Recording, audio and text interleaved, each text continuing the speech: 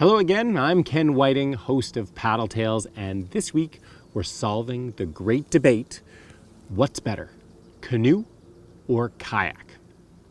Before we get into it though, please subscribe to PaddleTV if you haven't already, and check out the Paddle Tales series. It's a web series here on PaddleTV where we go to some of the world's most incredible places and share some amazing paddling adventures along the way. There's a link in the description box below. So canoe versus kayak. Now, I should probably give a little history to myself first. I've been a kayaker for 30 years. That being said, I'm not only a kayaker, I'm a paddler. Whitewater kayaked for the first 10 years. I started sea kayaking thereafter, canoeing, stand-up paddling, rafting. I'm a paddler, I love it all, but I've spent most of my time in a kayak. So people, canoers and kayakers may not agree with everything I say, my feelings on what's better, canoe and kayak, but this is what I can tell you. Canoes and kayaks are both awesome in the right scenario. So when is the canoe most awesomest? Well, the canoe is particularly amazing for multi-day trips. I absolutely love canoeing on trips where A, you want to carry a lot of gear to make your camping super comfortable, and B, you have a trip that requires portaging. Now, I learned this the hard way when I was not as into canoeing, and I took a sea kayak into Algonquin Park on about a 4-day trip with a lot of portages, and I thought I could get away with it. Brought a kayak cart. It didn't work so well. Kayak cart needs a pretty smooth trail to work effectively. What ended up happening is I left a trail of plastic as I set up a harness system and dragged the kayak across these long portages. Not a good option. Canoes, you can have all your packs, big packs. They can just be thrown on your back when you get to the portage and carried across even with a canoe on your head. Way easier to portage. You can carry way more gear. Multi-trips, hands down, the canoe is the best tripping platform unless you're in exposed waters like the ocean. Then you really don't have a choice. You have to go by sea kayak for safety's sake, because the sea kayak, it can handle rough water so much better without having to worry about swamping, or being able to at least avoid swamping if you have a kayak roll.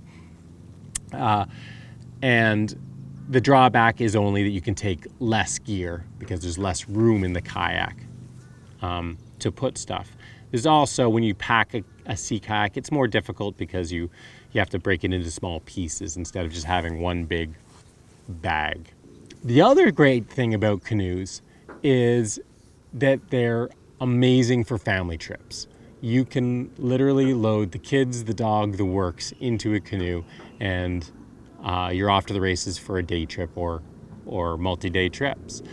That's something you can't do with a kayak as well. You can do that with a tandem kayak.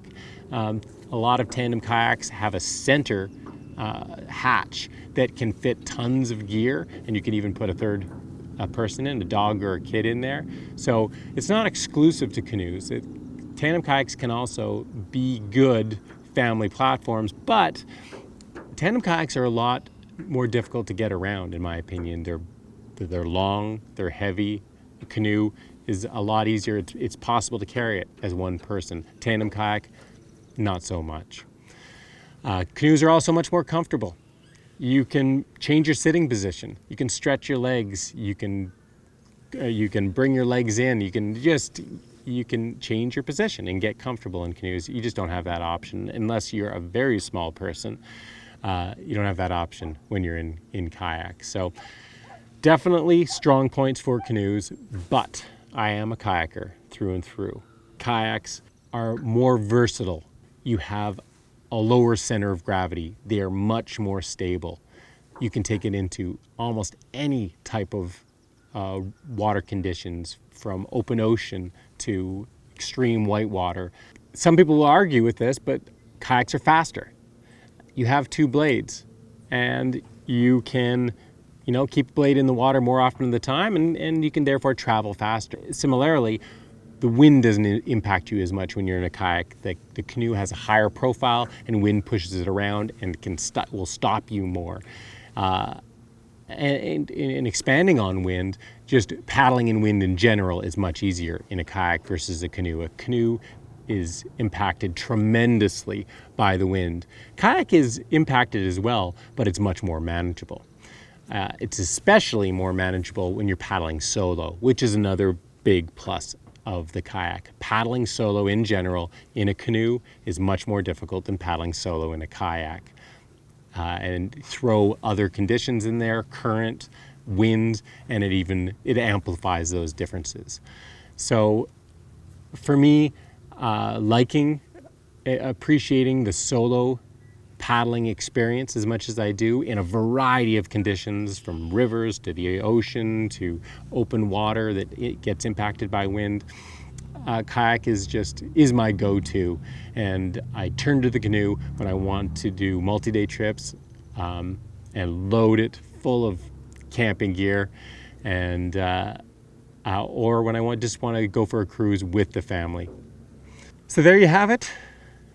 I don't know if that solved the great debate of canoe versus kayak, and I'm sure there's a few people shaking their heads thinking that I'm a fool, and that's okay. I'd love to hear your thoughts in the comments section down below. Otherwise, please, if you like this video, give it a thumbs up. Subscribe to PaddleTV. We got lots more tips coming your way, as well as paddling adventures with the Paddle Tales series that's in the description box below. We'll see you again soon for another paddling tip.